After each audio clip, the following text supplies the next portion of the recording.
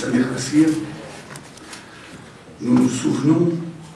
de tout ce qu'il était, journaliste et éditorialiste, historien et essayiste, écrivain et enseignant,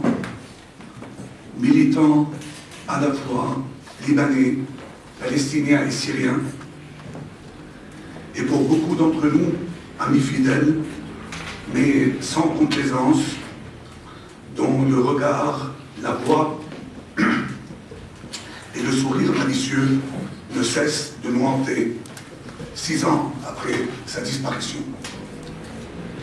Cette année, en organisant cette rencontre consacrée à la révolution syrienne, Souria Hurriya, en collaboration avec l'association des amis de Samir Kassir, ont voulu rendre hommage à cet inlassable défenseur des libertés démocratiques en Syrie. Car personne,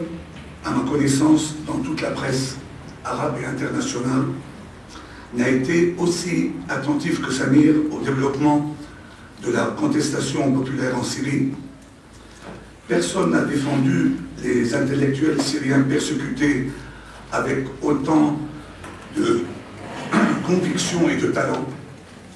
Personne n'a milité avec la même constance pour qu'un Liban indépendant et souverain et une Syrie débarrassée de son régime tyrannique et corrompu renouent entre eux des relations réellement fraternelles, fondées sur l'égalité et la réciprocité, comme l'exigent l'histoire, la géographie, la proximité culturelle et les intérêts communs.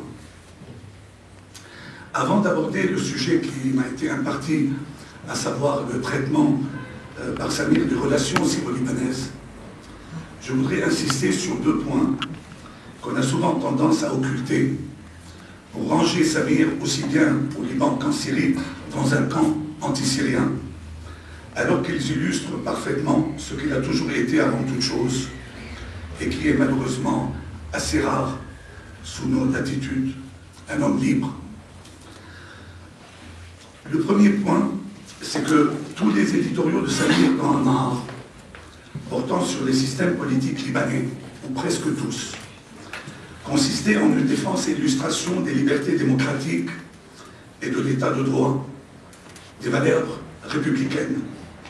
On le voit nettement dans l'anthologie de ces éditoriaux, intitulée « Soldats contre qui ?» Askar al-Amin, où il dénonce l'inquiétante dérive d'un pays qui n'est sorti de la guerre civile que pour s'engager à l'ombre de la tutelle syrienne dans un processus autoritaire au cours duquel il perdait progressivement ses acquis en matière de liberté individuelle et collective. Comme il l'a précisé lui-même dans l'introduction de ses livres, cela a commencé au lendemain des accords de Taïf, par le gel de quelques-unes de ses principales dispositions, et surtout par l'alliance entre, d'une part, les appareils sécuritaires directement contrôlés par la Syrie, et d'autre part, le pouvoir financier tel que l'incarnait à l'époque Rafi al-Hariri.